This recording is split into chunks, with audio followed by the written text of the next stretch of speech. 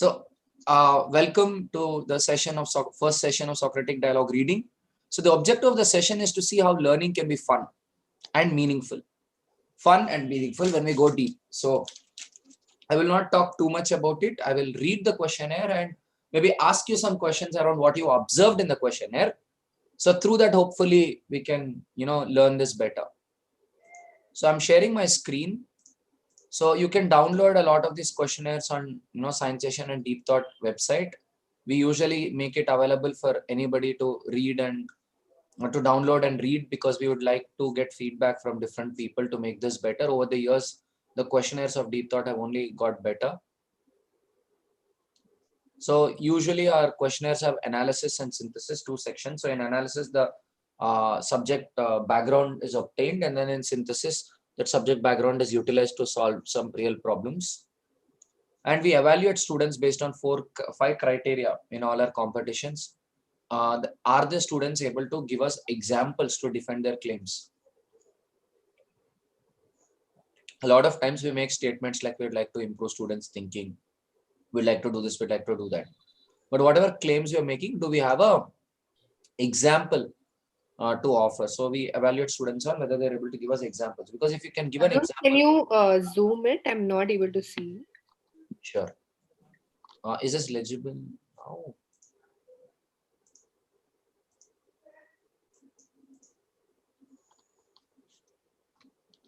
Yeah. So one is, I think one very important thing is whatever statement we make, can we offer a example for it? Second thing is eloquence. How beautifully something was, explained.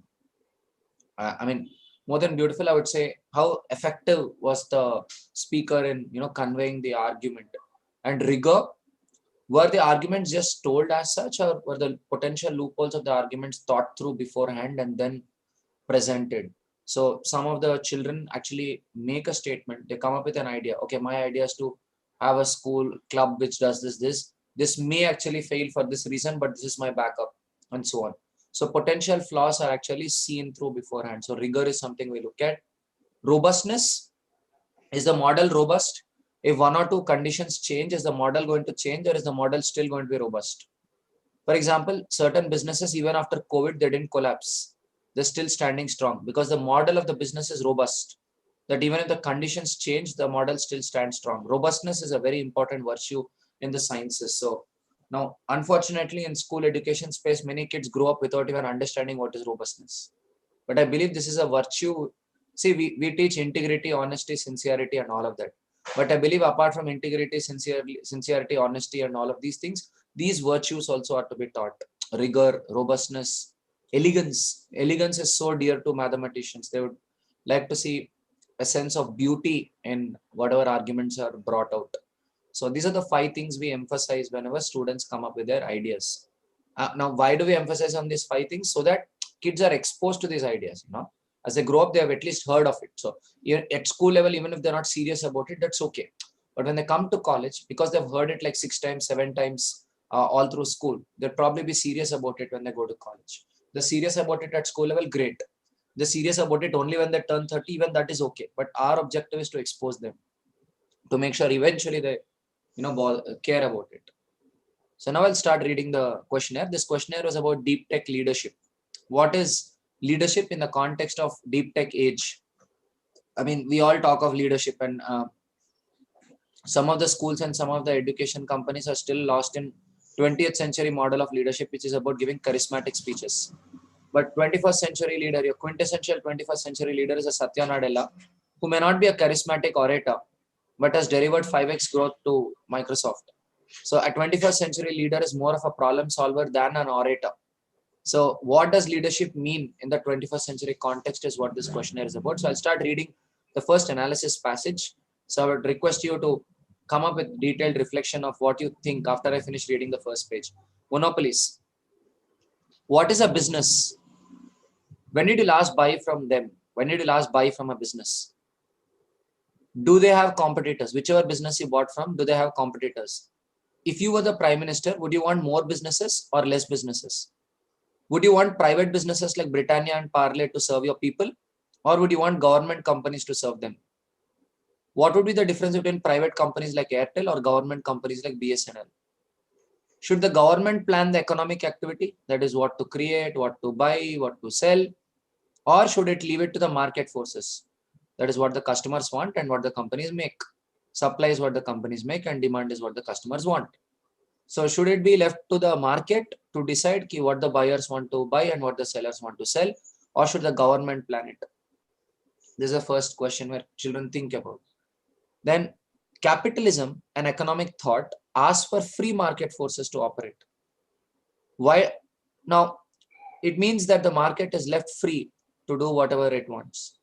Do you think private players need a level playing field, that is equal chance for everybody to win, as advocated by capitalism? Capitalism says every player, every company in the market should get a level playing field to operate.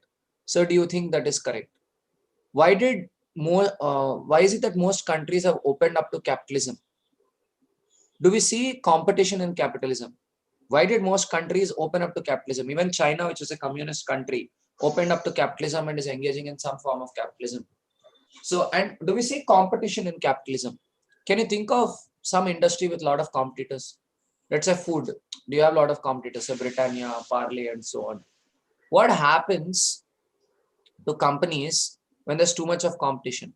Let's say there's Cadbury and Cadbury has too much of competition. What will they do? What happens to the industry of chocolates when there's a lot of competition? Again, open-ended question for the learner to think about. In the book Zero to One Innovation, Peter Thiel suggests something counterintuitive regarding the nature of capitalism. He says something opposite to what we think. Let's examine his views. Do you think intuition is always right? We'll examine his views, all right, but do you think intuition is always right? So he's coming up with an idea which is opposite to our intuition, opposite to what we feel.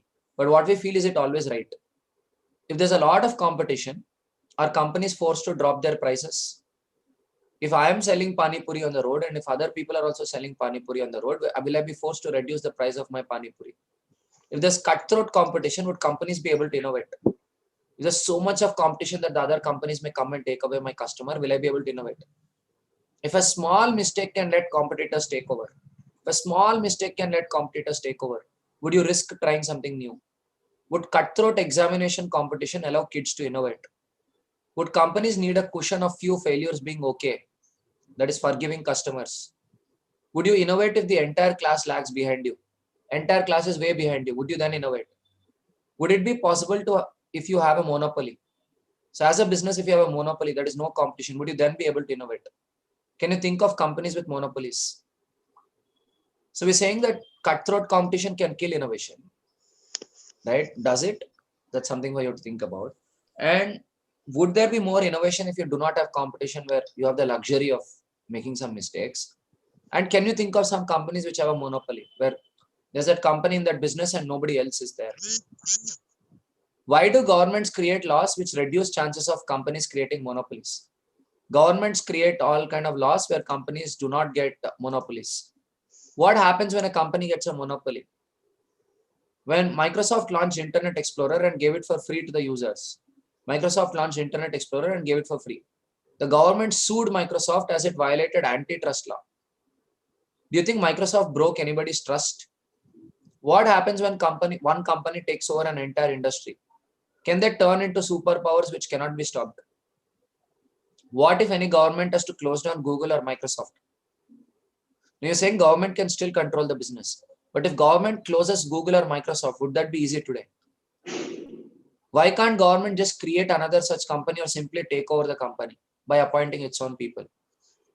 If you depend on one smart fellow to get your work done, and if that fellow becomes too powerful, as you have no other choice, what would you do? So should these monopolies be stopped?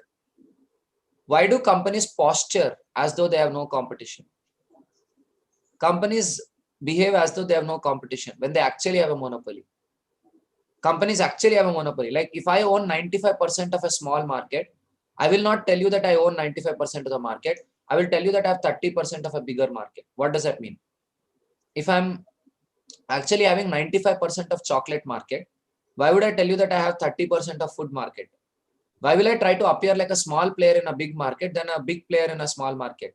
Why wouldn't I want the world to know that I have a monopoly? How easy is it for a new person or a company to get into this world full of monopolies? How easy is it for a new company to enter when the world is full of monopolies? And why do companies not tell that they have a monopoly? How would they get the required land, money, and people? The new companies which have to come, they need a lot of land, money, people, all these things. It's very difficult for a new company to come. How would these entry barriers make it difficult for new players to get in? So the question which we ask students to discuss at the end of all this reading is, are entry barriers good for business and a country's economy? Entry barrier is something which stops a new person from entering a business. Put yourself in the shoes of a business. If you are a business, would it be good for you? If you're a new business, would entry barrier be good for you? And if you're a government, would entry barrier be good for you? So now I wanted to ask you, what are your observations around the style of questioning and the flow of the content here? If someone would like to comment, what is your observation around the style of questioning and the nature of content here?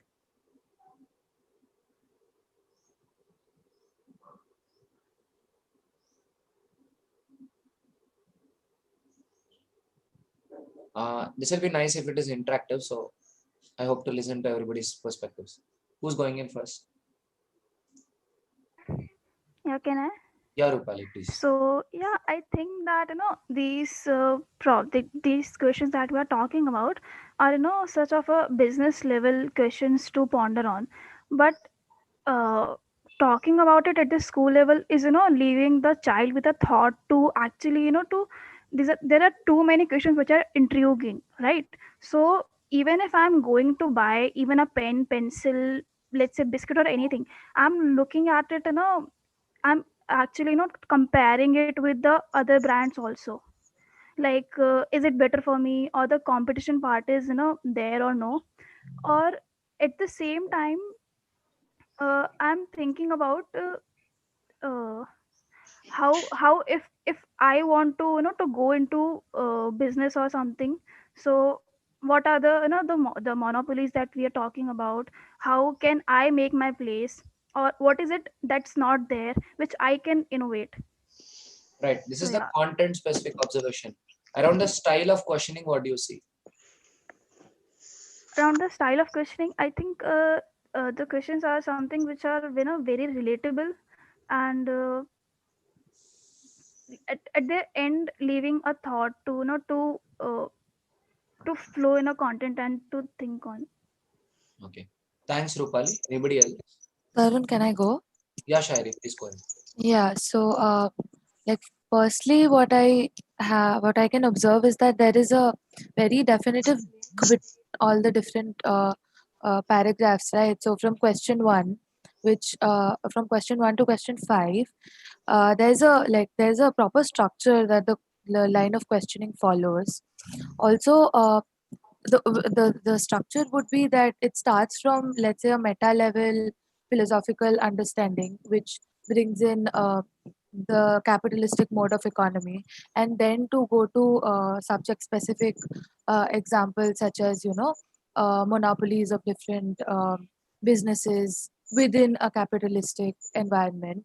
So a business like a chocolate company, or an IT company, and how do they function. So I think, like, from the like you mentioned in the, like it had been mentioned in the WhatsApp message, like from a bird's eye point of view to like smaller, more specific examples. So I think that like really opens up like a more intuitive line of questioning in that way, like directly.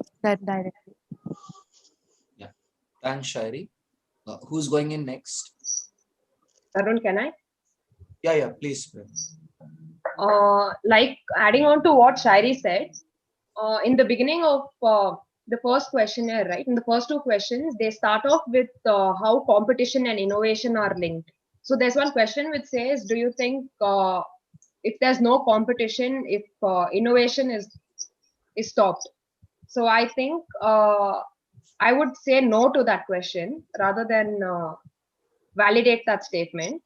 And in the further questions, you can see how the question is building on actually. So then monopoly and capitalism is there, and then the government norms, and then how uh, Like there's a statement like entry barriers to a business. So I think that accumulates one on the other. Okay.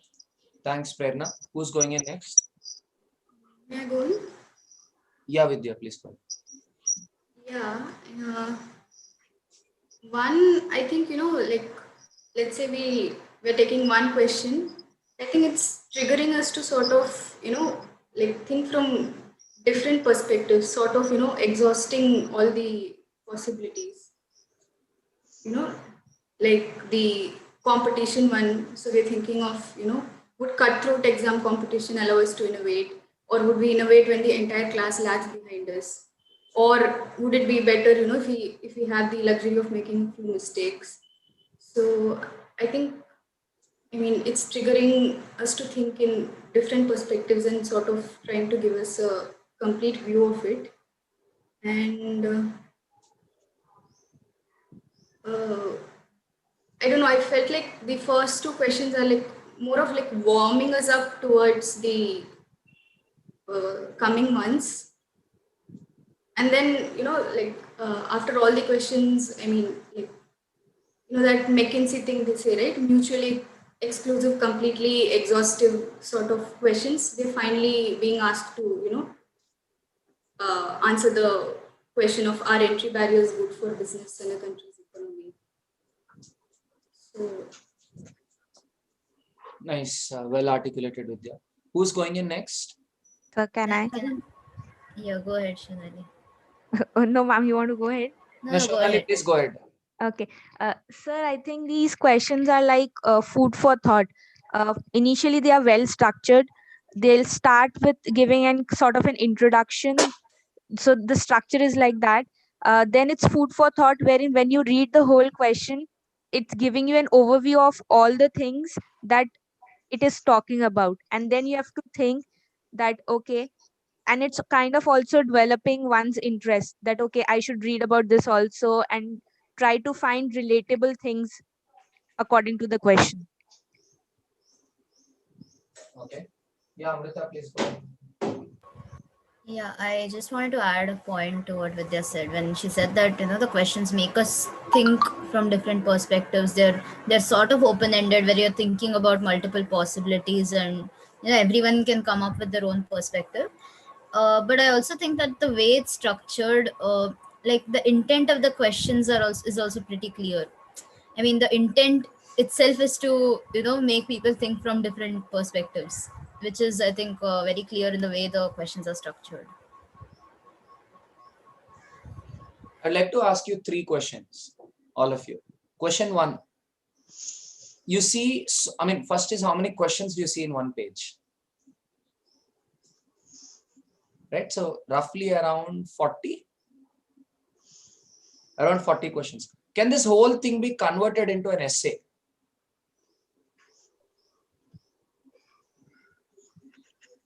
Yeah, but one wouldn't read it actually.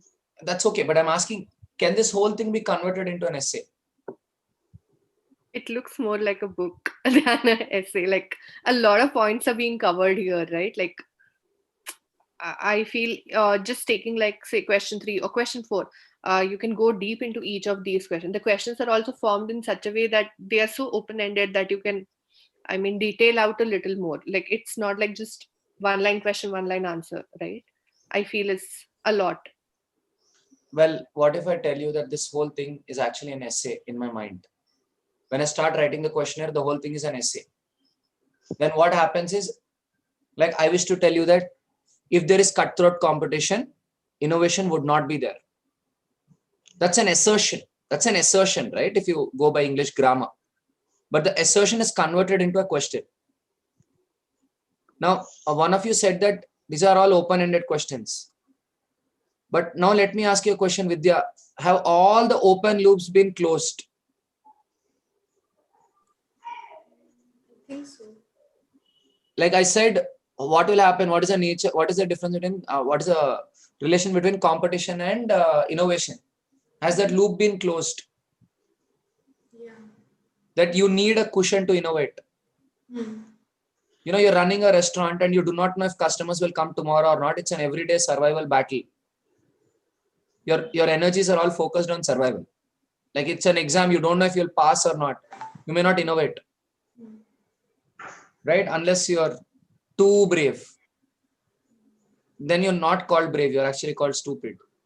So there's a fine line between bravery and stupidity, right? So that's the loop which question 3 closes. And as Shairi pointed out, see the structure. First we ask what are the, which model, I mean, we introduce a dilemma and ask, if you were the prime minister, what would you choose? Because rather than saying, there is capitalism, there is communism, you introduce a dilemma, what would you do? And then you say, okay, there is one paradigm, and in this paradigm, people say competition rana chahiye. Then you contrast that with what Peter Thiel said.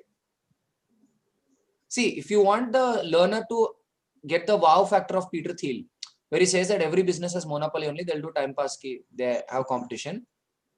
You want them to first feel the competition, and then the thesis, and then the antithesis.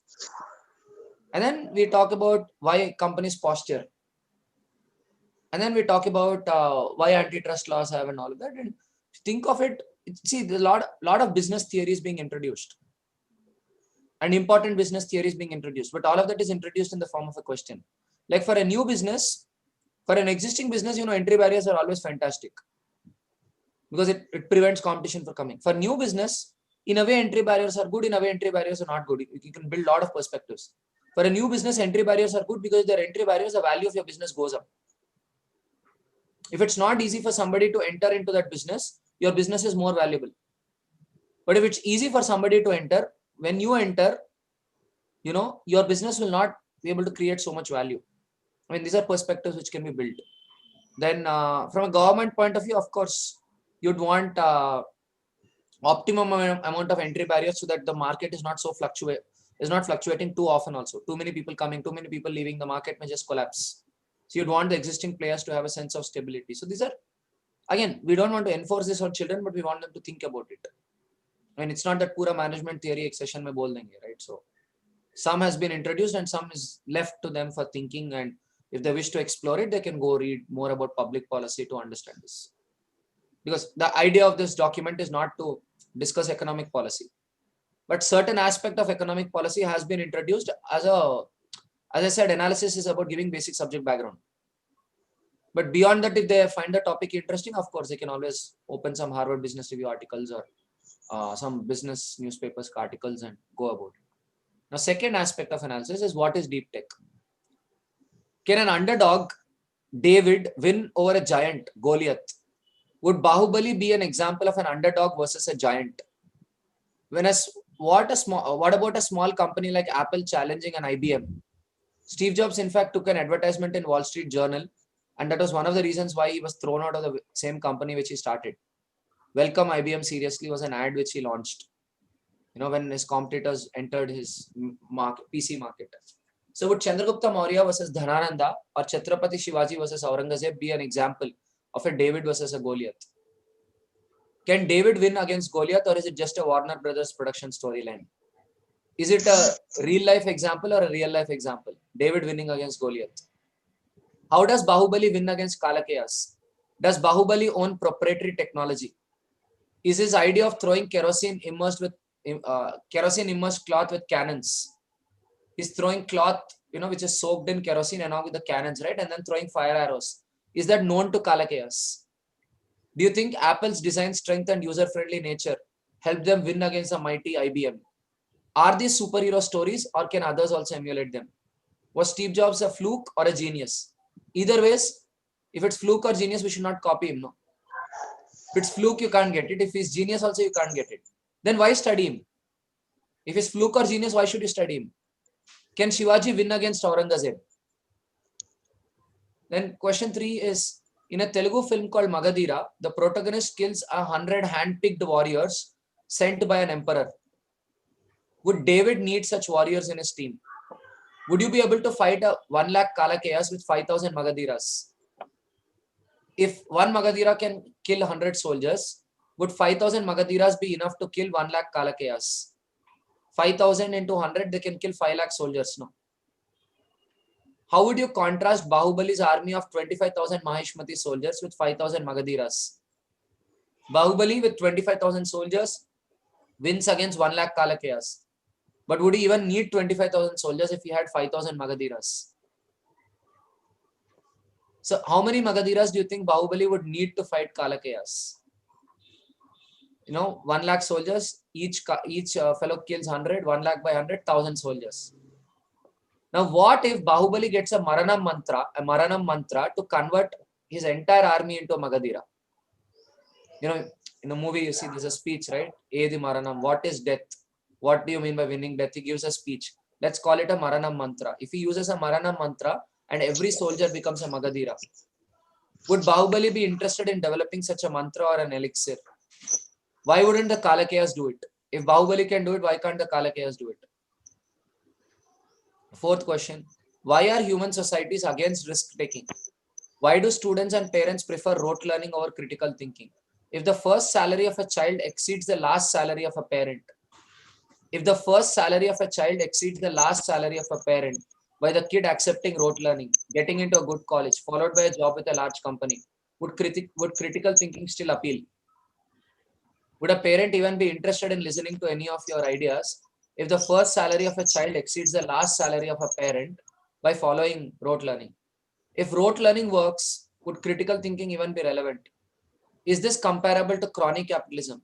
Company taking help of government policies to get a monopoly, say a digital payments company, digital payments companies in India, asking the government to discourage people to take cash so that they can get the market, misusing government power to get the market.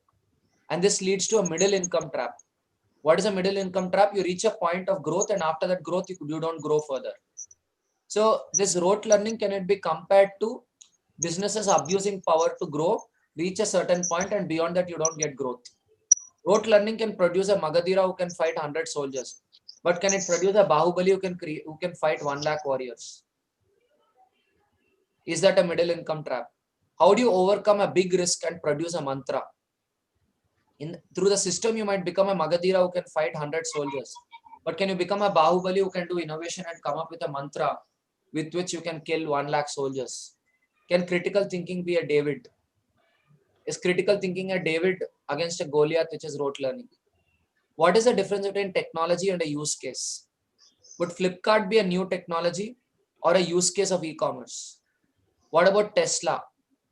Does technology help young Bahubalis in making new mantras? Is a computer a mantra making machine? Can a smart kid with a computer and a small team take on massive companies? A small kid with a computer and a small team take on massive companies.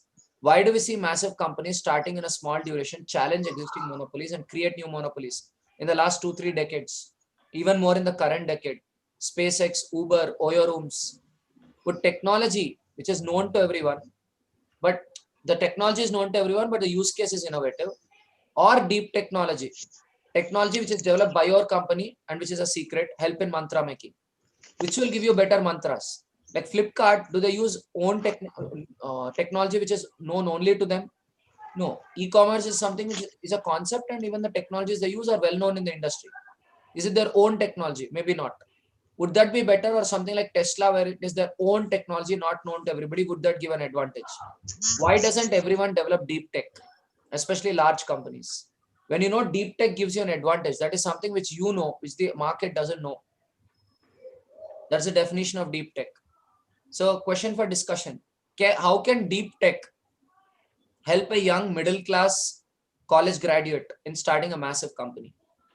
You may be born in a middle class family, but can you start a massive company if you understand deep tech and if you can produce deep tech? Okay. Now I'd like to ask you, what do you observe in these questions here?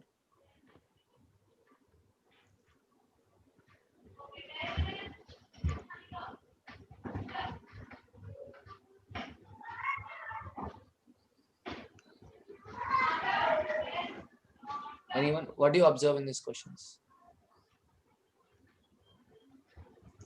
Compared to the previous, can I talk? Yeah, please.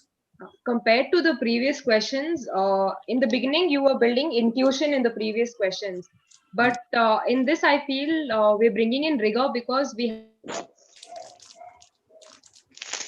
We lost your audio. Am I audible now? Yeah. Can you please repeat? I think we lost you in between. Yeah. In the beginning, in the previous questionnaire, right? Yeah. So we were building on intuition, whereas when you compare to this, I feel the concept of rigor is there because you have to correlate between the series of questions in the second questionnaire. Okay. Thanks, Prerna. Anybody else? आप बाहर आओगे तो I will not be able to go inside. Anybody else?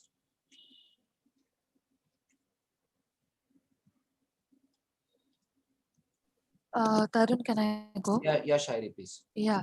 So in this page, I think like as compared to the previous page, where we were going from like broader philosophical conceptualizations to like subject specific theories, here we are going from specific examples which lead to like bigger concepts. So like as like a big company as opposed to like which is Goliath versus a small company, or rote learning which can be a Goliath to critical thinking or deep tech which would be a David.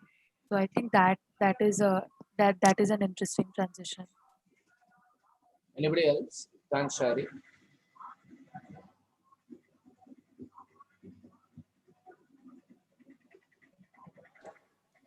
May I go? Yeah, Vidya. And here I feel, I mean, we're sort of streamlining the thoughts a little more, by like repeating the examples of this Bahubali and Magadhira. I think somewhat along the lines of what Shairi is saying, that we're defining the thought process a little more for them, their line of thought. So why do you think the questions are being repeated in a different way?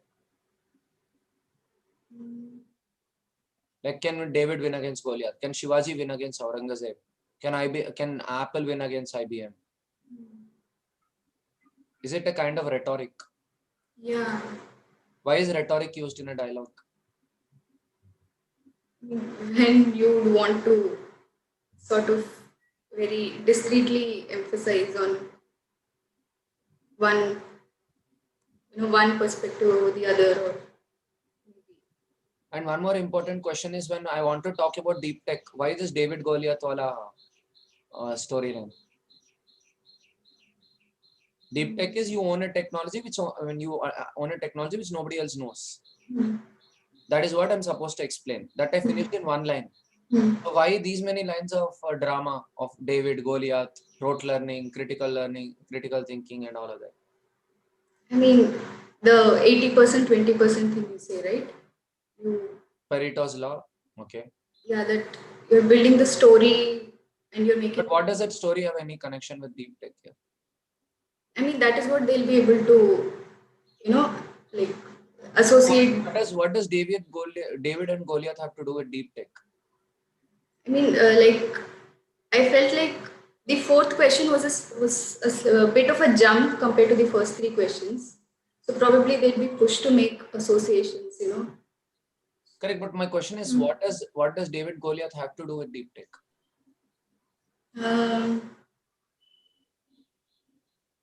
I mean, like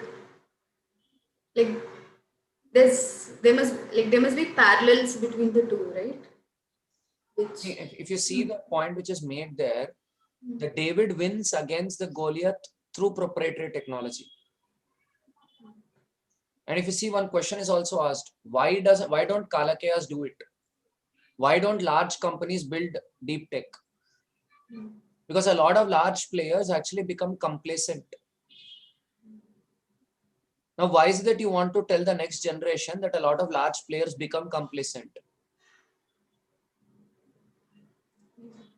Because we wouldn't want them to become complacent. No, we would want to say, go get them. Paylo Microsoft ko. Go destroy Microsoft. If Steve Jobs could go destroy IBM, you can go destroy Microsoft.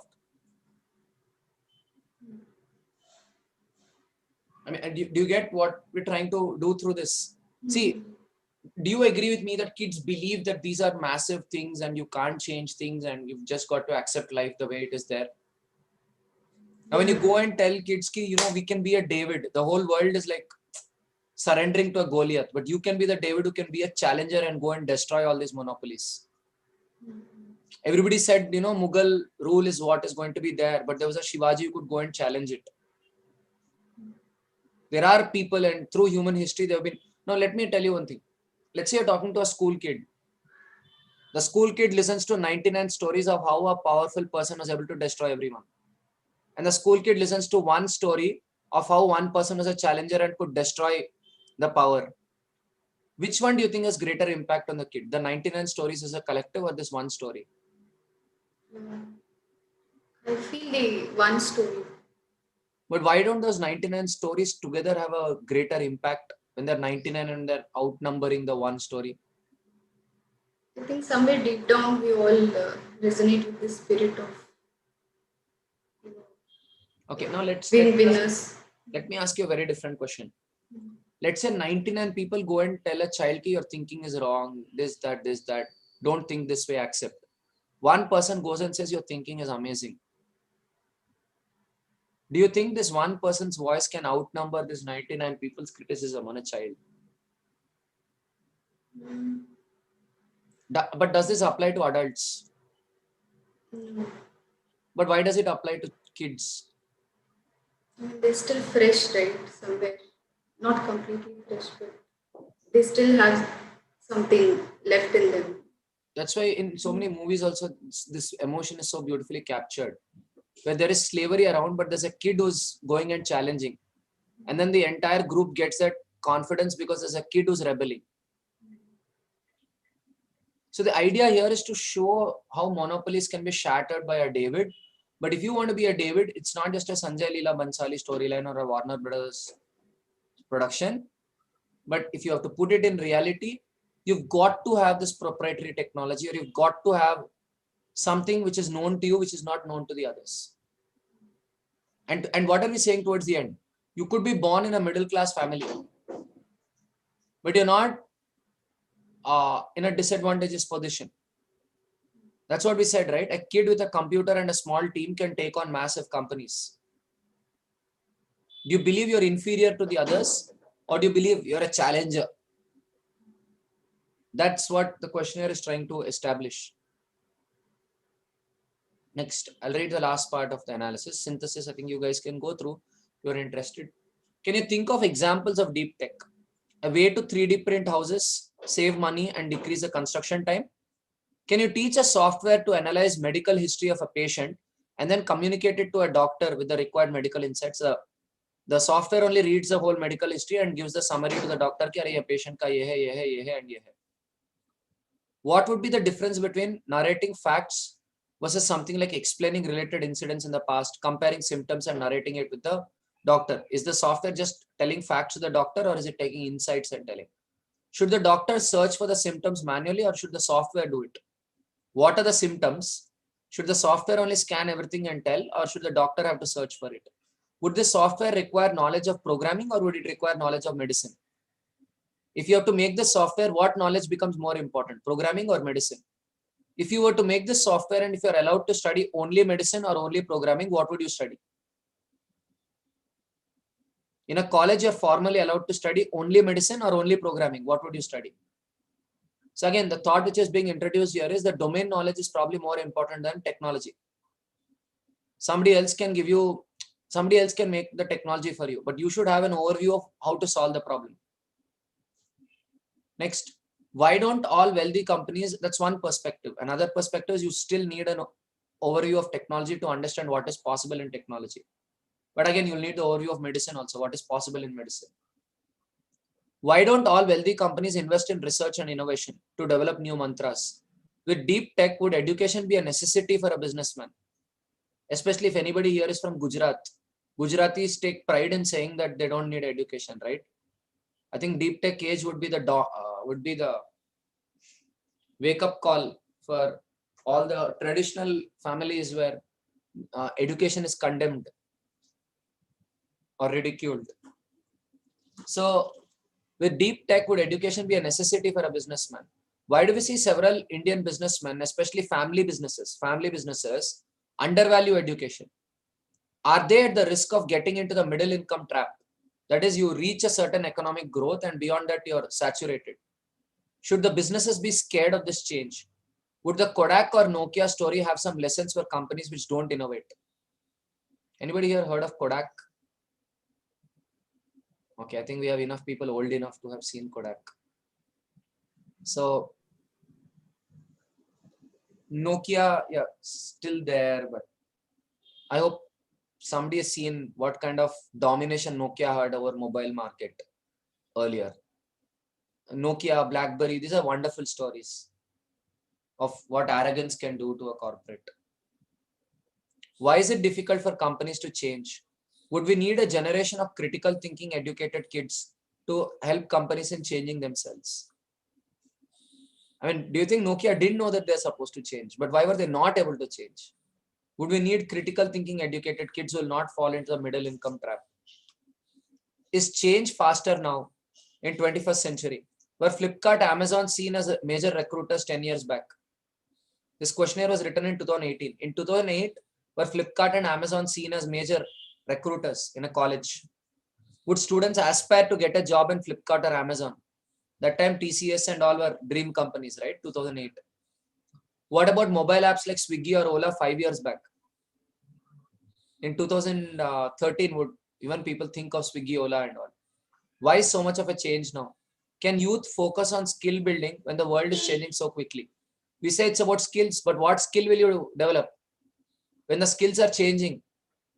Should education focus on imparting skills or improving students' thinking? An educationist said, skilling is repair, education is prepare. Would you agree?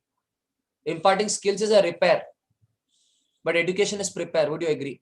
Is deeper understanding of the skills needed? Would you think of a concept or technology as a magical mantra, or would you want to think of it from the first principles and understand how it works from the basics? Would you see it as a black box which works, or would you want to look from the inside? Jim Collins calls this empirical creativity. Not just listening to people when things go wrong, but do small low-cost experiments yourself to figure out. Not just going by what people say, but doing a small experiment to figure out. When your project goes wrong, would you get someone to tell you how to fix it, or you would figure it out yourself? Would you want a proof of correctness? Would philosophy, this questionnaire is nothing but philosophy, help you in simplifying the mantra? By learning philosophy, would you be able to simplify the mantra?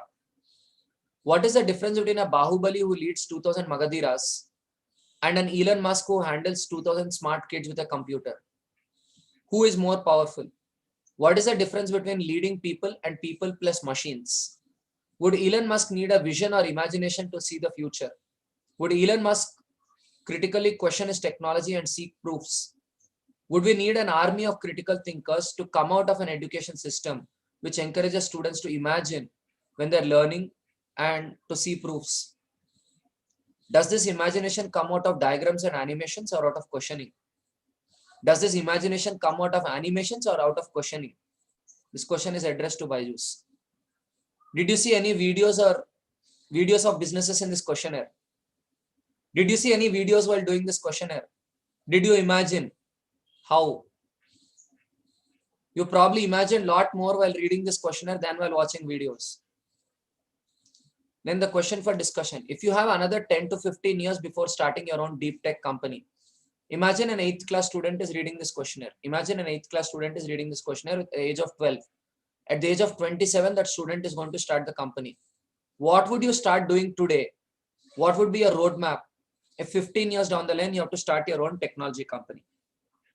Okay, now what is your observation from the last part of analysis? What you've seen in the questions?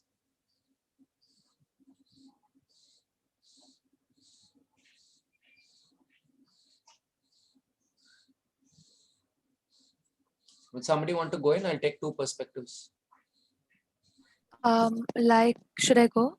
Yeah, Shairi, please go. Yeah, so in the last page where we were discussing rhetoric before we started talking about, real life examples, here again, I think like it's very nice transitions in all the 3 pages.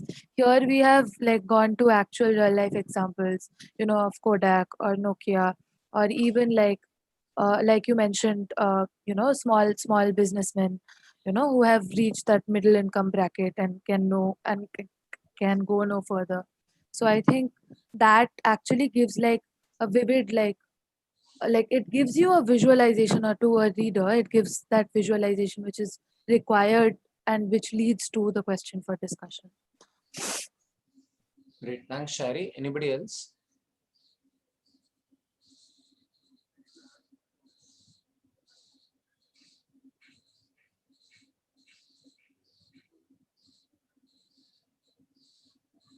Yeah, can I?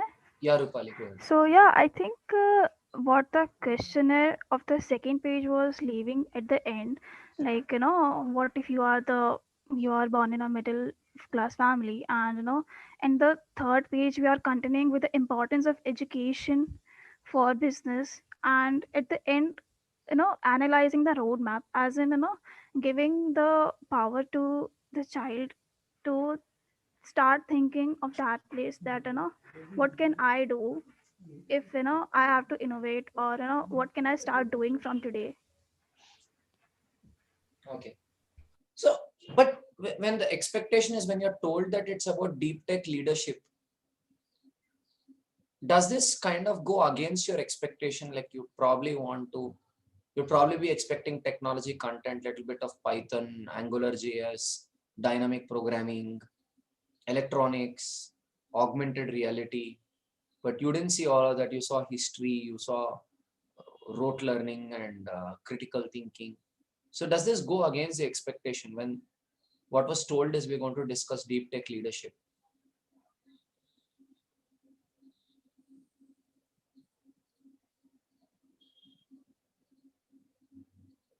Yeah, I think that it doesn't go against the expectations, because uh, deep tech leadership that we are talking about is something which we are doing, which no one else has done.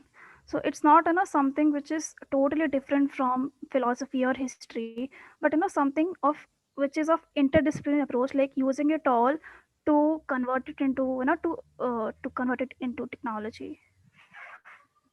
Deep tech leadership is about bringing deep tech into existence, building a sustainable business model and executing the business.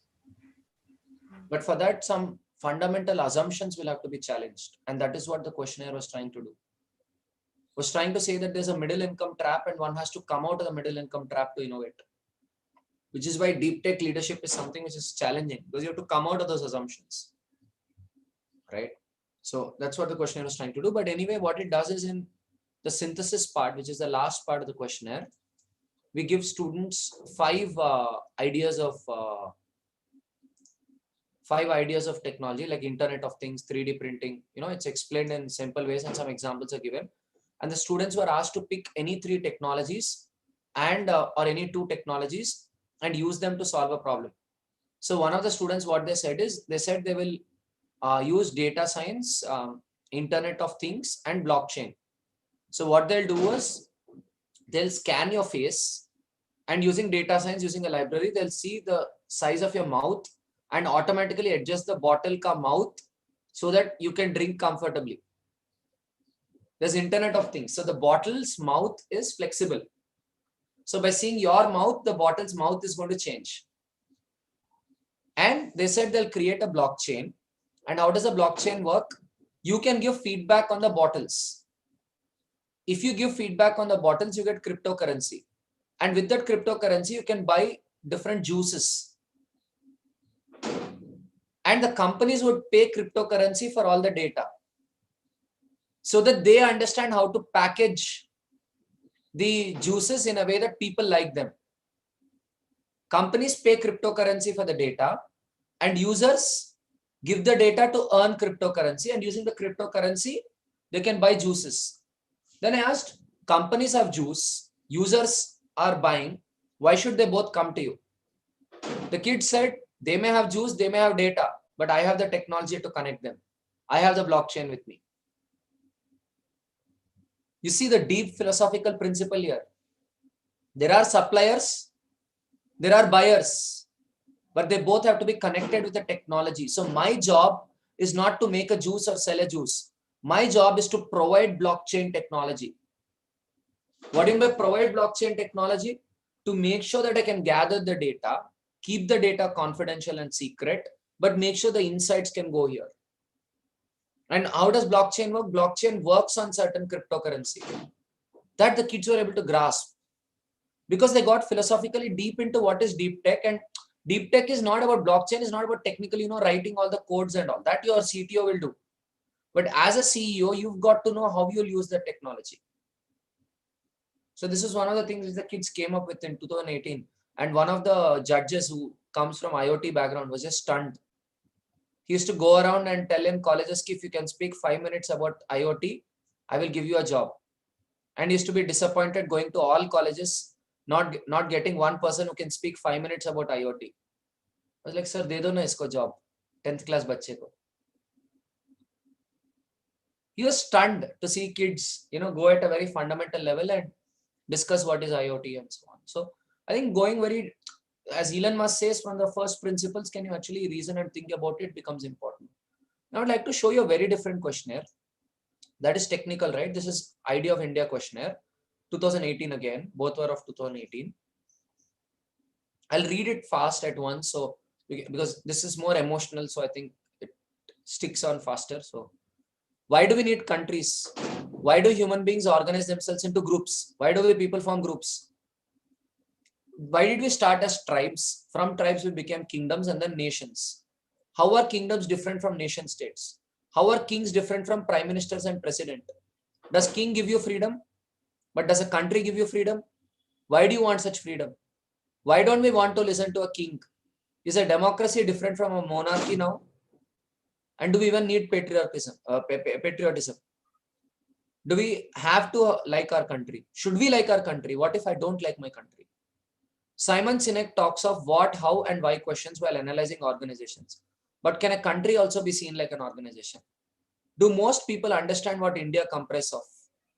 What is India? People know. Do people understand how India works? How? People probably know. But do people understand why India works this way? Simon Sinek says the why question is more important than the what and how. So do we understand why India works this way? People know that Indian constitution is secular and doesn't endorse any specific religion. But do you know why? How old is the idea of secularism in India? Did we have idea of secularism even before independence, or was it a Nehru and Gandhi idea? Was India a Hindu country before Britishers arrived, or was it a secular country? Was Hinduism even one religion, or was it a consortium of different beliefs? Why does Sanskrit language have highest amount of atheist literature? How did atheist Jains, theist Shaivites, and atheist Buddhists coexist and debate for several years? Does this answer why India chose to be secular? Is it because Gandhi and Nehru chose to be secular, or was India already secular? Why do we have to ask the why questions? How do we develop people in answering these why questions? How do we answer these why questions? Would an idea of India help? Would an idea of India help in answering these why questions? Why would we want to collect the niceties of a 2000-year history of India and come out with a grand story of India? All the nice things of 2000-year histories, why do we want to collect it and make a grand story? Would this grand story of India help in understanding in India and in answering why questions? Would this grand story give a deeper purpose of why we come together as India? Why is the deeper purpose important? The deeper purpose of why we all come together as one India, and why is the deeper purpose important? Do we need one idea of India? What if few people are left out from that one idea of India? What if South Indians are left out? What if women are left out in your story of India? How do we make sure everybody is included in the story? What if the story hurts a few people? What if your story asks everybody to become vegetarian? Can this story force people to change their way of living? Does this story ask for blind belief, that you should blindly believe? Can people question this story? If they question this story, are they hating the country? If someone is questioning your idea of India, are they anti-national? If your friend is making wrong choices, would you support your friend or would you question your friend? Does your friend need yes men all around him or her? Or does your friend have to be questioned? Likewise, should this idea of India be blindly followed, or should this be subject to a debate or a dialogue? Does an idea of India help in decision making? Who takes decisions on behalf of India? Should they be bound by centrally shared idea of India? Would Bin Laden help the poor? What about Gandhi? Does Gandhi help the poor? I mean, does one person's thought process affect the decisions? Like you said Bin Laden may not help the poor, or someone may say he helps, or you say Gandhi helps the poor. Does a person's thought process help the decisions? But then what guides the decision making of a country? Having a good idea of India, does it shape the decision making of a country? So the question for discussion for the children was, now you come up with your own idea of India and explain why your idea is important and relevant. Why your idea is important and relevant. So kids came up with different ideas. One kid came up with the idea that India is a country where everyone gets a chance to develop. That was their idea of India. They said, if I have this idea of India, everybody is there. I'm not talking of South India, North India, Muslim, Hindu and all. Everybody is there. Everyone should get chance to develop. That is India. So second analysis was India and patriotism. Sarvepalli Radhakrishnan in his book Indian Philosophy notes that India has this gentle mix of openness to ideas as well as commitment to core values. India sticks to core values but is open to ideas. And it has helped India in evolving while keeping the identity intact. Do you think it's a good idea to listen to ideas from everywhere? Amartya Sen in the book Argumentative Indian explains how India didn't just ship spices and textiles, but also a lot of ideas. India didn't just export spices and textiles, but India also sent a lot of ideas to the world, like science, maths, astronomy, surgery, and so on. Should we continue this tradition of exchanging ideas? Would this be a kind of idea we would be proud of? Does patriotism mean hatred for people of other countries? Should we hate innocent citizens of Pakistan? What does Indian culture tell us to do? To hate Pakistanis or to love them? Do we agree with what it says? Nehru was against the idea of survival of the fittest. He believed that wealth and power of stronger nations should be used to help the weak ones. Is this an Indian idea? Do we say that the fellow who's strong will survive and the fellow who's weak will die? Or do we go with this idea that, the strong wealth should be used and power should be used to help the weak ones? Tagore, the author of India's national anthem, Janaganamana, said, I'm willing to serve my country, but my worship I reserve for a right which is far greater than the country. To worship my country as a god is to bring curse upon it. To worship my country as a god is to bring curse upon it. Would you agree with Tagore? Why do you think he's against the idea of worshipping the country? Can nationalism be used to make people hate the country whom they've never met? Can nationalism be used to hate the country?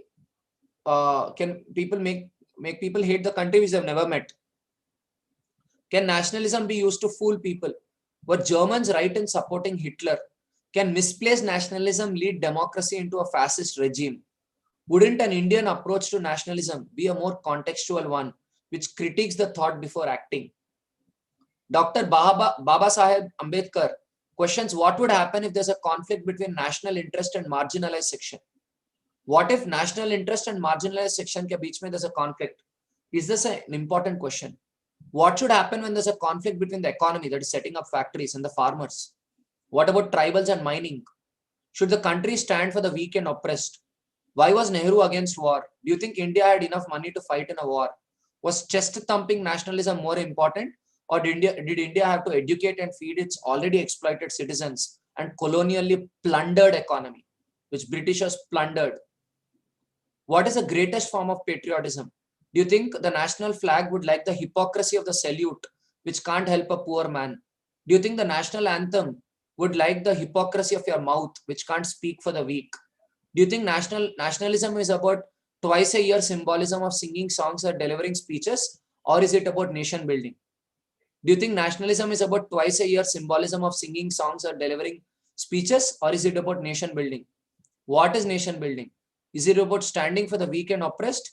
What is India's idea of nationalism? What is your definition of patriotism going by the history of Indian thought? Freedom and values. What do you think about India's freedom struggle? What is freedom? Is our government different from British rule? The government we have today, is it different from British rule?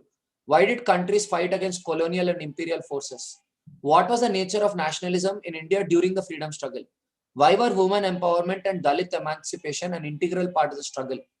Was the first fight against Britishers, was it a fight against Britishers or against our own internal evils? Why did India choose non-violence to get freedom? If India is the only country to get freedom through non-violence, is it special? What agenda does it set for the future generation? What agenda does this set for the future generation? Would you agree with Gandhi's slow approach? Would India get freedom quickly through violence? Do you think Indians had the courage to go for a violent freedom struggle? Is this the reason why India is usually very peaceful? Why does India avoid wars as much as possible? Look up non-aligned movement. Why were Gandhi and Hitler both influenced by Bhagavad Gita? Is Krishna right or is Arjuna right? Was Krishna right in promoting the war, or was Arjuna right in thinking of the consequences?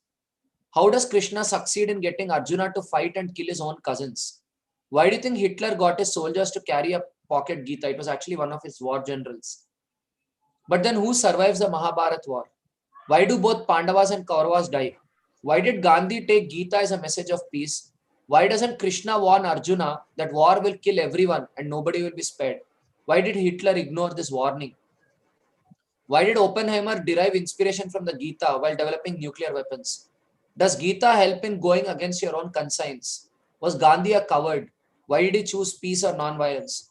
Who needs more courage, a warrior or a messenger of peace? Who needs more courage, a warrior or a messenger of peace? What does our freedom struggle convey to generations to come? Was India different? Was India brave? Why was India not in a hurry? Why does India care about the last man standing? Why can't India just focus on its economy? Is this a modern idea or is it an old Indian idea? Does India believe in the idea of a global village? Is it related to the idea of Vasudhaika Kutumbam? Did India have the concept of equity? Our Indian constitution talks of core values: justice, liberty. What they think, their manner of expression, and what the way they wish to follow their thoughts in action.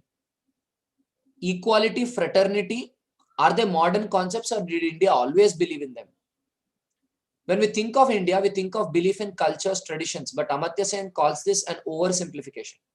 We think of India's culture and traditions, but Amartya Sen calls this oversimplification, as Indians were fond of dialogues and spent months discussing different questions. So should we Indians accept ideas just because a great man has said it? Or should ideas be rigorously critiqued? Is Bhagavad Gita a debate between Krishna and Arjuna? So did Indians believe in sermon or reason? Should we accept culture the way it is or do we critique it? What values do our 2000-year-old history inspire us to imbibe? Human potential. So those were three things to build background. First is, why should I have an idea of India? What is my idea of India? Patriotism and freedom and Indian values. What are Indian values and what does freedom mean in an Indian context? Now we are applying that. Synthesis one theme is, does a caterpillar have potential? Does a cub have potential? A tiger cub or a lion cub. Does a seed have potential to become a tree? Does a human baby achieve success immediately? Was Rome built in a day? How long did it take for India to achieve freedom? Does this potential need gestation? Why nurture a baby for that long? Why are mammals a lot more robust in compared to small insects? Mammal ka development period is so long, no? Should the parents take care of the baby for a long period like mammals or for a shorter period? What are humans capable of doing? What can you make with a piece of cloth? What can you make with some sugar and flour? What can you do with some stone and wood? Stone and wood, what can you do? So do these materials make you rich? How do you improve these materials? Do you get even more richer if the quality of the material improves? If the quality of the cloth improves, do you get even richer? Which is the world's most fantastic material? India's first prime minister said that it is human material. Do you agree with him that the world's most fantastic material is human material? What makes you a richer person? A piece of cloth or wood, or an army of people waiting for a chance to prove themselves? What makes you richer? When you have wood or cloth, or when you have an army of people who are waiting for a chance? So do we understand this potential? Was Nehru right in thinking this way, especially when he was leading a country, a young country with so many people? If you were Nehru, what would you do to improve the quality of human material, to tap into human potential? Does a country need a healthy and educated population? Does a country need a healthy and educated population which feels empowered? Why would food, health, education, safety, and justice become important? How do we ensure that the country is healthy? Can doctors and hospitals take care of the country's wealth? Can doctors and hospitals alone take care of the country's wealth? What can you do as an individual? Do you blindly follow the doctor, or do you question the doctor and learn what it takes to lead a healthy life? Do Do you depend on a teacher or a school to give you education, or do you take the responsibility of your education? Will the country be empowered if people are empowered? Are people empowered when they depend on others or when they're self-reliant? How do you ensure that India is a healthy and educated country? They say charity begins at home. So what should you do? Does technology leave people unemployed, or does it eliminate jobs which people shouldn't be doing in the first place? Can technology help in eliminating slavery by eliminating the need for jobs like manual scavenging? Now that technology progresses a lot faster than it ever has been, what kind of job should people be doing? Does technology do more justice to human time? Would you be better off entering numbers into a sheet or analyzing them to make better decisions? What is better value for human time? Doing data entry job or analyzing the data? How do we prepare our people to do these challenging jobs? India has enough of basic resources: food, clothing, health, medicines, technology, internet. So what should our priority be? Should we think about the jobs being lost due to technology, or should we think of new possibilities since our basic survival is already taken care of by machines? Didn't ancient Indians excel in philosophy as affluence meant more time for deep thought? Ancient India had so much of money and so much of wealth that philosophers and rishis, munis were engaging in deep thought. So since our basic survival is taken care by machines, should India be engaging in deep thought? How do we describe India's human potential, and what is your way to improve India's human potential? If you were the prime minister of the country, how do you improve India's human potential was the question for students, synthesis question, where they come up with their own idea. Then the last part was economic potential. What is economy? Why does a country's production and consumption matter? How much the country is producing and how much the country is consuming, why does it matter? Contrast two tribes, one which kills a lot of animals and feasts on the meat, and another which forages a lot of berries. What would be the difference? Why should we be interested in consumption and production? What if consumption is more than production? Is it just about production and consumption, or is it also about the market? Why should one be able to sell the produce? Shankar Jagannathan in his book Wisdom of the Ant says that economics is born out of the wisdom and preparedness. But why should we be interested in storage? Why should India be concerned about the economy and the jobs being created? Why is the allegory of the elephant used to describe the Indian economy? Why is it so hard for somebody to break the Indian economy? Why can't external forces ruin our production, consumption, and our markets? Like how it's difficult to break an elephant, why is it difficult for somebody to break India's economy? If it is so hard to break, is it advantage or disadvantage? But does this also make the change very difficult because the elephant moves very slow? Does it make the change very slow and too gradual that it is stable evolution? Indian middle class is considered the great wall of the economy as they refuse to consume too much, and Indian middle class chooses to save. Is it positive or negative that Indian middle class saves money? If consumption is less, won't it affect the economy by de-incentivizing the producers to create more? If I'm consuming less, people will create less. No. Is it bad for the economy? Interestingly, this allegory also explains how Indian armies resisted Western invasions, especially how Porus defended himself against Alexander. He used elephants and the Greek army couldn't figure out how to tackle them. Is it a happy surprise to see the gentle giant guard the civilization as well as the economy? The elephant is visible in the economy as well as the civilization. Does India have to look at external opportunities, or does it have to focus on exports? We said to develop India's economy, we should focus on exports. But can India explore domestic markets also? Doesn't India have a strong economy? And if you have a strong domestic economy, will that develop global reputation also? If you're making good products locally, don't you have the culture and expertise which will help you make world-class products? Going by the allegory of the elephant, should we focus on attacking global markets or in defending by developing strong local markets?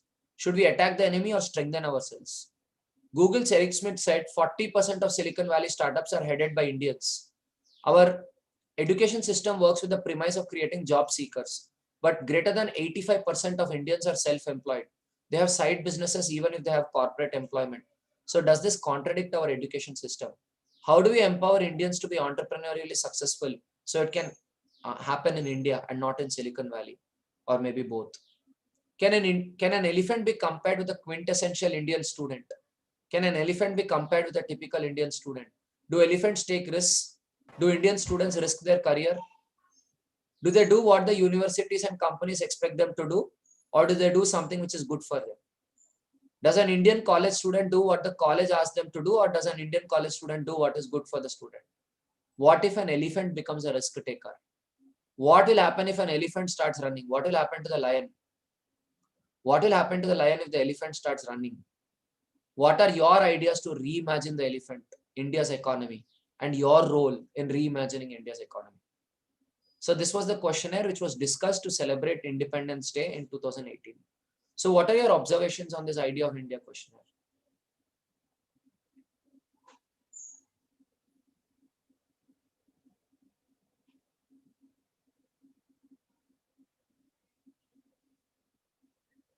What are your observations around this questionnaire?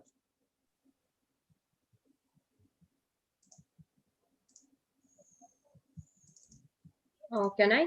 Yeah, please go ahead. The way in synthesis one, it is articulated of how Gandhi did not accept war, but was more into peace. I think I could relate to the same way in synthesis two. It talks about how the elephant guards the economy, and there wasn't any risk taken. Okay. Yeah, thanks, Prerna. Anybody else? What did you observe in the questionnaire? Tarun, can I go? Yeah, Shairi, please go ahead. Yeah. So one thing which like it stood out to me quite a bit was the analysis part, like part 1, 2, 3. Like all of those, like the entirety of the analysis part was so like related. Like I could relate every single question to my subject. I study sociology, so like entire courses I have done on these. So I think like different domains were brought into the question, to the questionnaire, um, and like also relating it to today's like real life consequences that India has been facing because of certain actions that India has been taking or is taking right now, both politically as well as economic policy wise. So I think that was very interesting.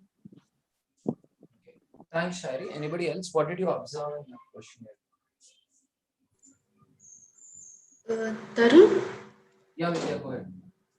I mean, like, was this also an essay in your head before you made them into questionnaire, or? This was anger in my head. Okay, I okay. hope the anger was visible in analysis 1, 2, 3. Yeah, that's why I was asking. Anger against a particular color. Right, right.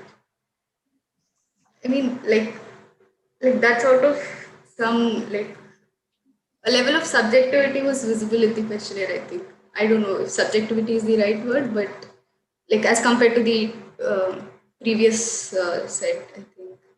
Naturally, when social sciences come in, emotions come in, and when emotions come in, subjectivity comes in. Right, right. And which is why it becomes easier to impact children with a social studies questionnaire, because the perspectives come in, your own opinion comes in, you would want to make your opinion be felt, right? And it's very important to give children an opportunity to make their opinion and that their opinion be heard, so that they have that sense of independence. So, yeah. But most of these, see, whenever I sit to write any questionnaire, I have a structure in mind. I have points which I want to convey. But again, I convert them into questions so that the new perspectives come in. Otherwise, I'm confined to the essay which I have, right? At the end of every Socratic dialogue, I go in with a 5-page essay. I come back with a 20-page essay. Right. Because through these open-ended questions, people build it up. Like in comes to the Constitution, we asked, what is the role of, should tribals accept the Indian Constitution? So what if they say, I don't want to accept? The kid said, we will go and explain it to them in a way that they will understand. Then they asked, but what if they don't want to understand?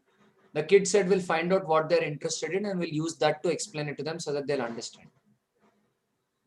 Okay. If they like theater or plays or something, go to a play and make them understand. That to me was so cute, Well, everybody is like going and saying that constitution karna hai, rightists are like constitution karna hai.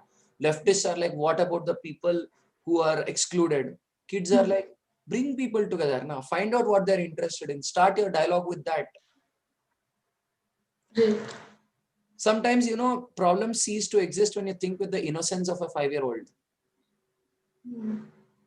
So that is beautiful about some of the Socratic dialogues which have happened in the past, about how children analyze it from the fundamentals and just show you how to look at it, how to keep the jargon away and reason it from the basics. You notice analysis 1, 2, 3 go very fundamental, and synthesis 1 talks of what is human potential, which many adults also don't understand. When you talk of human capital development, what does human capital development mean? Today, when certain governments spend a lot on, today when you fund JNU and all these institutions with a lot of money, people are against it. But do we understand what is human capital development and the fact, and India is still not spending enough on human resources. Singapore spends about 20%. Look at India's expenditure on education. It is so less. India's expenditure on research, so less. So that essence was brought in of what is human capital. The Jawaharlal Nehru's thought, that to me is like amazing. Every Children's Day, I wish to celebrate that. Right? November to me is Nehru month. One day is not enough to celebrate Nehru. So then you would have seen influence of Nehru all through the article. Then, if someone wants to call me anti-national because I celebrate Nehru, so be it. Because I think we are not a Hindu Pakistan because of Nehru. What happened to Pakistan because of communalism, we know. So, and the second part, it tries to build a narrative. What is the Indian economy and why should you be bothered about the Indian economy? Why should you understand the Indian economy? A lot of people don't put time to understand the Indian economy. And that elephant allegory was brought in so that you can visualize the Indian economy. And again, so this month, we'll be having a Socratic dialogue on Nehru, next week. And the reason is Nehru was an intellectual who was way ahead of his time. Like, this idea was a very deep one, right? The greatest material is human material. We need to develop human material. See the thought. Or I don't know if it was the same time, but he also gives the speech that these dams and industries are the modern temples of India. So he came up with so many articulations like that, where he says that we don't want superstition, we want science to develop the country. Nehru gave the vision of science and technology to India, that we need to push science and technology. And institution building for nation building. Which other developing country in the world has as many institutions as India has? And systematically, the institutions are being killed over the last 6 years. The biggest strength of India. So, these things are very important. See, I as an educationist, I believe I'm supposed to be unbiased. That I'm not supposed to, take a political ideology or something. But these are very important questions for me to ask. Whether Congress is in power, BJP is in power, doesn't matter. Both have destroyed the country equally. But these are questions which an educator should ask and people should ask. And if a teacher says, no, I'm not into politics, say, get out. You're not morally eligible to be a teacher. Because to me, every teacher is political, has to be political, and should not take a political side. In a classroom, as an individual, take it, okay. But in a classroom, political discussions are very important, so that every child understands how our future is decided by few people. It starts with a simple question, right? Why should we be political? The question is, why do we need a state? Why do we need a state? It starts with that. Why do we need a state? Because we need collective action, right? Someone has to make your roads. Are you going to make your own private road? You can. You'll either spend a fortune or a lifetime. So we need a state. So when we need a state, and when we people have nominated somebody to represent us, isn't it our account? Isn't it our responsibility to hold that person accountable? But again, due to lack of understanding of political sciences, which by the way is a part of a curriculum, but because that curriculum is not taught properly by social studies teachers, students are not understanding. There's so much of distance between the representatives and the people. The representatives feel entitled. we still are in a feudal regime, not in a democratic regime. Right. That is because again social sciences are suffering. Now somebody might say, all of this is like krantikari activism and all. I think it's not activism, right? I mean, not that activism is bad, but I don't think this is activism. I think this is about invoking the student's conscience, and it's about making the student understand people and society around him or her. Because when you understand people, you understand economic activity. Does that make sense? Yeah. When you're designing economic activity, what are you doing? You're organizing the market forces. You're organizing the market forces. You're going to people and you're telling them, please drink milk. Milk is good for you. You're getting some cows, you're milking the cows and you're feeding people milk. You're organizing the market. So for that, an understanding of people is extremely important. So today when parents say, my kid has to do only science and technology, they're idiots. Because more than an understanding of science and technology, an understanding of social sciences and politics is more important in a leadership role. Because at a macro level, how do people behave? How do systems behave? How do people behave and how do systems behave? I think you understand that with political sciences. And that has to be introduced at a school level. And when I say that has to be introduced at a school level, it is there. It is in the textbook. But it can be learned through a debate. It can be learned through a dialogue. But what if the teachers themselves don't listen to political debates? What if the teacher, Shairi says she reads a lot of sociology theories in her course. How many of the teachers have actually read them? How many of the teachers have actually read them? The teachers would call it bookish knowledge. Shairi goes and explains the theory. They'll say, Shairi not required. I don't need bookish knowledge. Then why do you need it? Go sit at home. No, you're also giving bookish knowledge. So somewhere I think we are missing out on understanding what is real learning. And to me, social science is most important. That is why, see, for us, there are a lot of social science oriented Socratic dialogues we do. On Ambedkar Jayanti, we do ethics and social justice Socratic dialogue. On Nehru's birthday, we do a Socratic dialogue, Children's Day, Educating India, right? Then on Constitute the Constitution on Republic Day, Idea of India on Independence Day, right? And besides this, also the many social sciences oriented Socratic dialogues which Science1 does. This is not directly linked to the revenue goals of deep thought. We do it because we see it as a social responsibility that we are obliged to do it. Doesn't get me money, I don't care. That's the difference between Byju's and deep thought, no? Yeah. That we are not here to, let's crack it. We are not here like, Unacademy, let's crack it. We are here to build a human society, a better society. So I think that is why these Socratic dialogues are very special to me and very emotional to me. While I talk of science and objectivity and not being rational and all, I believe at the end of the day, we are people, we have emotions, and if emotions are triggering us in the right direction, why not? You need emotion to drive you. Right. And I take all these Socratic dialogue questionnaires as a provocation for a better society, if I may call it so. A provocation for a better society, as an invitation to a dialogue for a better society. So if you ask me, was it an essay? For me, more than an essay, I think it is a dream. When Martin Luther King comes and says, no, I have a dream that one day it will be like this. I think every educator has to have such a dream and a grand dream of the society and introduce the dream to students.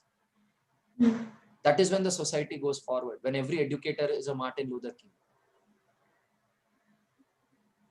We quoted this also, Martin Luther King, in last year's questionnaire or something. So next session, we will discuss thought leadership ka questionnaire, which was used in 2019. And if time permits, we'll also use 2020 ka questionnaire, which was mind-blowing questionnaire we had for 9 years of Science1 celebration, where the kids came up with amazing perspectives. So we will try to do that. We have more than 20 questionnaires of Science1 Socratic dialogue, so we can keep discussing all of them. Anybody else, any other observations which you found in the style of questioning in the examples here?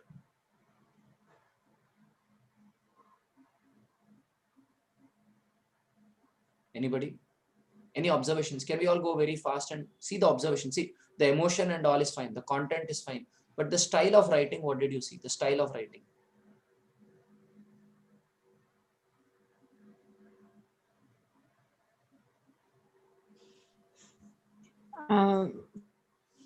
The fact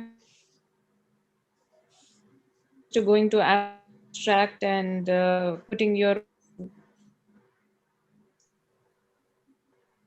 Your bandwidth is low, so we've lost you. and introducing the depth of thought. So first is more or less like a fact-based question. Then it goes a little bit into abstract, and then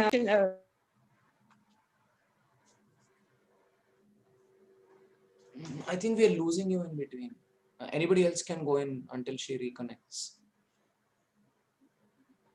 Anybody else wants to go in? So we can wrap up the session quickly. Yeah, Hello. you're audible now. You can go ahead. Yeah, we lost you, so you could repeat. Okay. So starting with like a little bit of fact-based questions, then slightly introducing into abstraction, generating your own views, and then creative questioning, open-ended questions. Okay.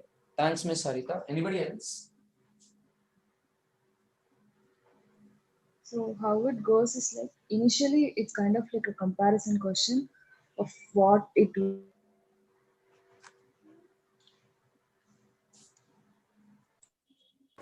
Yeah, she also got disconnected. Yeah, who's going next?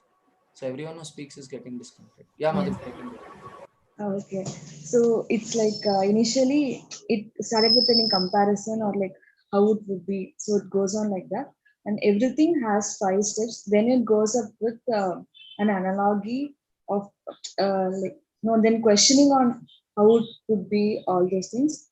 Then we are feeling that content and giving another analogy, and then it's being related to the content on whether we can do this or not. After that it's like giving us the reason of why are we doing it, and it convinces like it's important. So, Okay. Thanks, Madhubala. Who's going next? The one analogy that caught my attention was the way it was articulated by the statement "food for thought" in the first analogy. Sorry? You're on mute. Yeah, the way it was articulated as "food for thought" was what the way it was the analogy, the way it was given.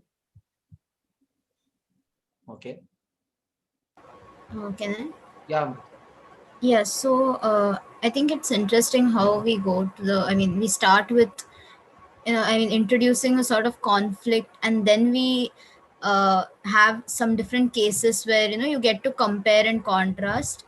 And then, like, again, that open-endedness is preserved, where a person might reach a different point, but then gets resolved at the end, like in the sense that the loop is closed. Whether you reach the same point or not is not the I don't think, that's not the focus, but rather every person.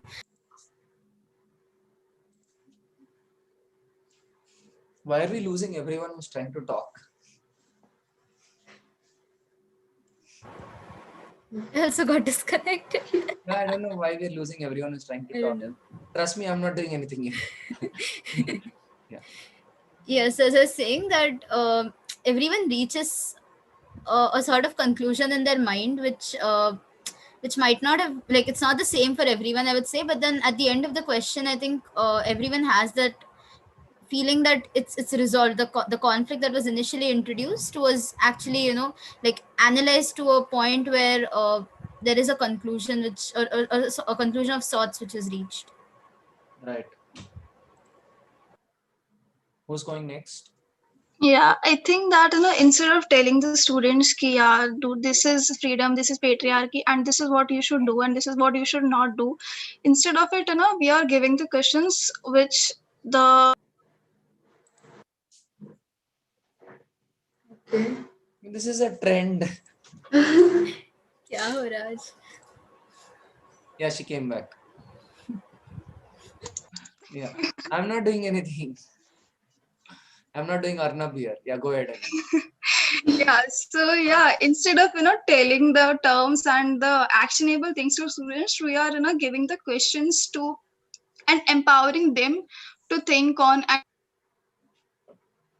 okay, Yeah, anybody else going in? may I? Yeah, with you. And I mean, I think it is going from the like the very very basic thing of, do we even need countries to what your like sort of reasoning from the first principle or whatever we call it, to Indian economy and development of human potential. And I feel like the questions are sort of very like heavy back to back, like very deep philosophical questions, I think. Why do you say deep philosophical questions? I mean, like, do we, like, you're asking why do people organize themselves into groups? So, so we probably have to think very deep to understand that, what, I mean, human behavior, why do we, organize ourselves into groups, and then why did we go from tribes to countries? So, yeah, I think that way. Yeah, thanks, Vidya. Anybody else? No, I think everyone is done. Great. So I just want to summarize, like, one is structured thinking. Every questionnaire is broken into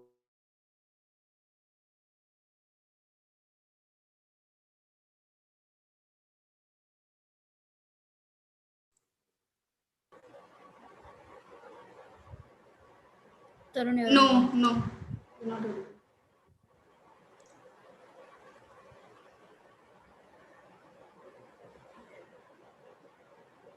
okay. The host muted all has come. Something notorious is happening here. Okay. So anyway, structured thinking is definitely one important idea. Every questionnaire is broken into 5 sub-questions, and each sub-question has a theme, and the 5 themes add up to an analysis theme. So it's like sections and then subsections. 5 macro sections and 5 subsections. Am I audible? Yeah, Tarun, you're audible. Yeah, Tarun. Yeah. So then also it's about mixing emotion and intellect, heart and thought, capturing the learner's heart and thought both. I think that's also a very important aspect. The more, like, if you see the previous one also, when you put David versus Goliath, you're not just appealing to the student's intellect. You're mixing intellect and emotion. I hope that's making sense. If you're trying to just capture intellect, that has very limited appeal.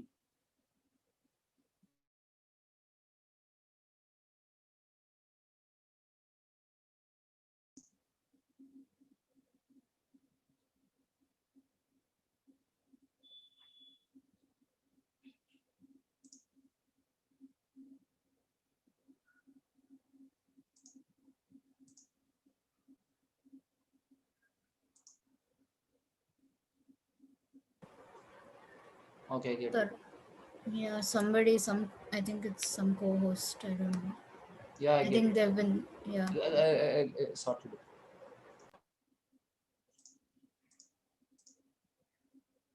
Yeah. So I think one very important thing which I want to leave everybody with is it's important to touch the heart and thought of a person when you talk of learning. Because see, look, you may have great content, but one, does it get emphasized? Does it get emphasized? Two, does the person care about it? Three, does the person come back to it again and again and spend more time? Let's say I introduce an idea to you. Do I make a compelling case so that you go and look it up, and do I make a compelling case so that you dig more into it? If I can, so as an educator, is my job to give you certain knowledge, or is my job to make a compelling case for it so that you dig deep into it and you uh, find out a lot of things by yourself?